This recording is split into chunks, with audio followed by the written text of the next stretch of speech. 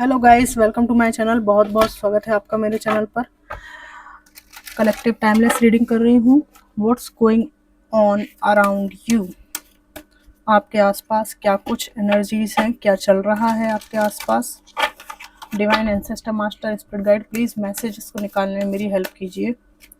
Divine please messages को निकालने में मेरी हेल्प कीजिए। What's going on around my viewers.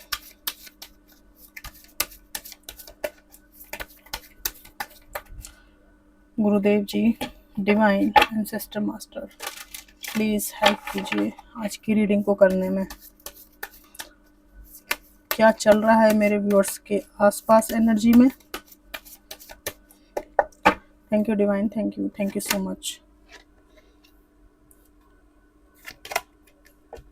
आप अपने वर्तमान जीवन में बहुत कुछ नया क्रिएट करना चाहते हैं। इसके लिए आप चाहते हैं कि आप पैशनेट हो जाएं, बिल्कुल उत्साह आपके अंदर आ जाए, पर कुछ तो ऐसी बात है जो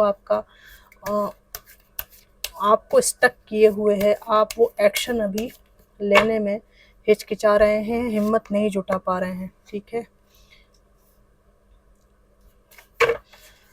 आपका इस पैशन के प्रति, जीवन में कैरियर के प्रति जो कुछ भी अप्रोच है वो केवल मानसिक रूप से ही अभी है, और यथार्थ में वो इसलिए नहीं हो पा रहा है उतना तेज़ी से क्योंकि आप अपना समय सोशल मीडिया पे बहुत ज़्यादा बिता रहे हैं और रील्स देखना, मोबाइल स्क्रॉल करते रहना, है ना।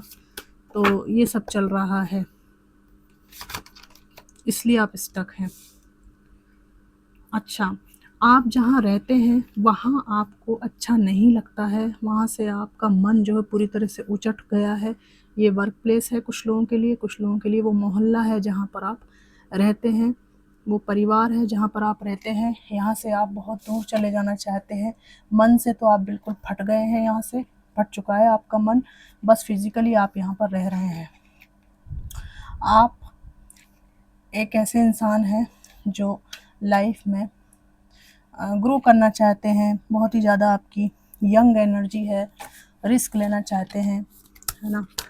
और वो चीज़ अभी आप भविष्य में करेंगे निश्चित रूप से, लेकिन अभी आप स्टक हैं किसी हैबिट के कारण, और वो सोशल मीडिया पर दिख रहा है मुझे।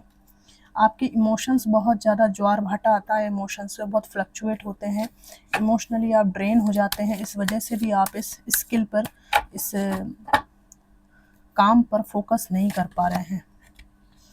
यहाँ पर आपका नेगेटिव माइंडसेट और कुछ नकारात्मक ऊर्जा भी यहाँ पर है, नज़र लगी हुई है आप में से कुछ लोगों को। तो आप साल्ट बाथ ले सकते हैं, ठीक है, और स्पिरिचुअल रिचुअल्स कर सकते हैं जिससे आपकी एनर्जी जो है थोड़ी ऊपर उठे और इस नज़र दोष से आपको मुक्ति मिले। और आपका ये जो बार बार नेगेटिव माइंडसेट, एनर्जी एकदम ड्रेन हो जाती है, ये इसी नज़र की वजह से है। आपने अपनी लाइफ में काफ़ी ग्रो किया है और कुछ कार्मिक रिलेशंस की वजह से ये एनर्जी आपके पास, नेगेटिविटी आपके पास आती है, और इसलिए आप अपनी लाइफ में बार बार स्टक हो जाते हैं। एक धोखा भी आपको जीवन में आगे नहीं बढ़ने दे रहा। उस धोखे ने आपको इतना तोड़ के रख दिया है कि आप जीवन के प्रति रस खो चुके हैं और आपको बहुत ज़्यादा स्टक फील होता है। आपको ऐसा लगता है कि मैं आगे बढ़ भी जाऊं तो भी वो इंसान थोड़ी मिलेगा मुझे जो उसको मैंने खो दिया। ठीक है, तो एक्चुअल में क्या है, आपने, ज़रूरी नहीं है कि आपने किसी को खोया हो, है ना। किसी ने आपको धोखा दिया तो उसने आपको खोया है, आपने नहीं खोया है उसको। इस बारे में क्लैरिटी आपको होनी चाहिए। देख रही हूँ कि बहुत सारी अपॉर्चुनिटीज़ आपके आसपास हैं, बट आप इन्हीं मान्यताओं के कारण, इसी ट्रॉमा के कारण इन चीज़ों को अवेल नहीं कर पा रहे हैं। यहाँ पर आप में से कुछ लोगों के लिए लीगल मैटर है जिसकी वजह से आप स्टक हैं, ठीक है। और आपके जहन में किसी के लिए बहुत मोहब्बत है, लेकिन आप उसको दूर से देखते हैं, प्रकट नहीं कर पाते हैं, और इनके साथ आपका विवाद हो चुका है, इसलिए भी आप अपनी लाइफ में यहाँ पर अभी स्टक दिख रहे हैं मुझे।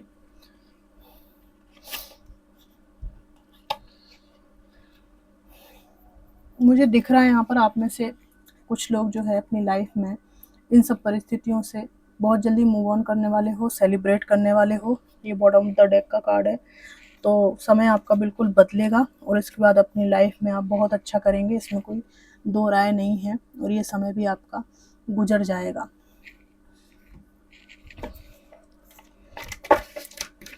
डिवाइन के कुछ संदेश देखना चाहूंगी, डिवाइन क्या कहना चाहते हैं इन परिस्थितियों में। 3 कार्ड निकालूंगी मैं।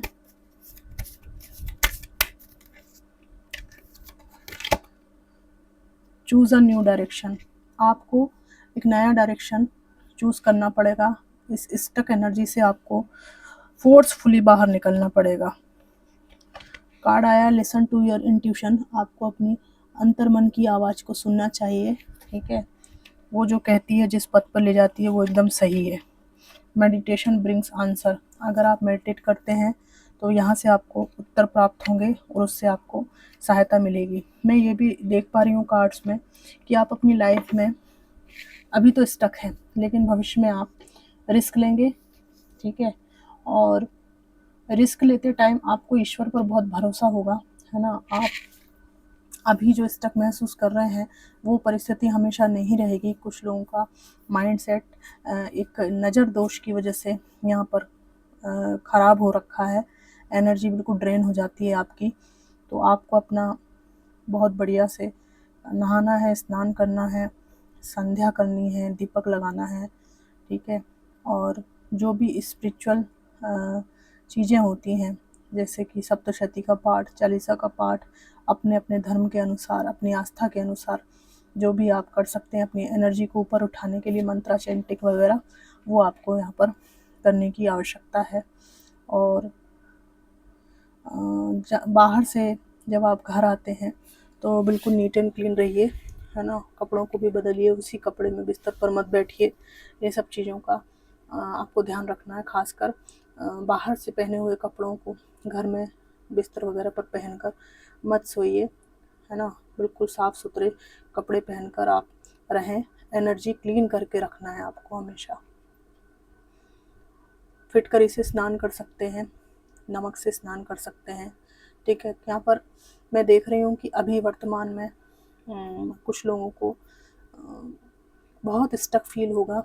कारण ये है कि आप किसी लीगल बैटल में बहुत बुरी तरह से उलझे हुए हैं, लेकिन ये समय ज़्यादा दिन नहीं चलेगा। और ये लीगल सिचुएशन एक तरफ है, आपको कोई रोज़ रोज़ ये डिस्टर्ब करे ज़रूरी नहीं है, लेकिन आप अपनी लाइफ में इतने ज़्यादा स्टक हो गए इस लीगल सिचुएशन की वजह से और इस अन्याय की वजह से कि आपको अपने आसपास मौजूद अपॉर्चुनिटीज़ दिखाई नहीं दे रही हैं। जबकि अगर आप अपॉर्चुनिटीज़ को पिक करेंगे तो आप इस स्थान से भी बदल कर कोई दूसरी जगह जा सकते हैं और वहाँ पर आपको इस व्यक्ति से भी मुक्ति मिल सकती है, इन स्थितियों से भी मिल सकती है मुक्ति। बट आपको अपना माइंडसेट पॉजिटिव करना है। भविष्य में आपको गुरु की ब्लेसिंग्स भी बहुत अच्छे बेहतरीन तरीके से मिलेगी।